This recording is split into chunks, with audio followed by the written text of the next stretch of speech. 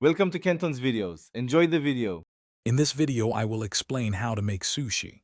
First, let's prepare the sushi rice, which is the foundation of any great roll. Begin by washing 2 cups of sushi rice thoroughly until the water runs clear.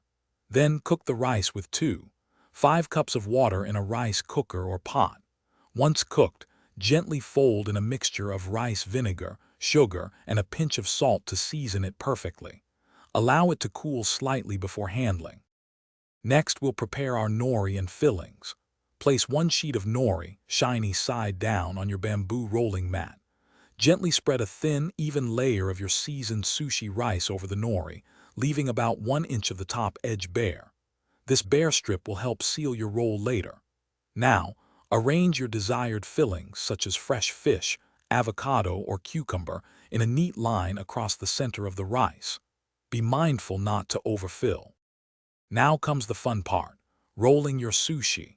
Using the bamboo mat, carefully lift the edge closest to you and begin to roll the nori and rice forward, tucking in the fillings. Apply gentle, even pressure as you roll to create a tight, compact cylinder. Once you reach the bare nori edge, moisten it with a little water to seal the roll securely. Continue rolling until you have a perfectly formed, firm sushi log. Finally, it's time to slice and serve your delicious sushi.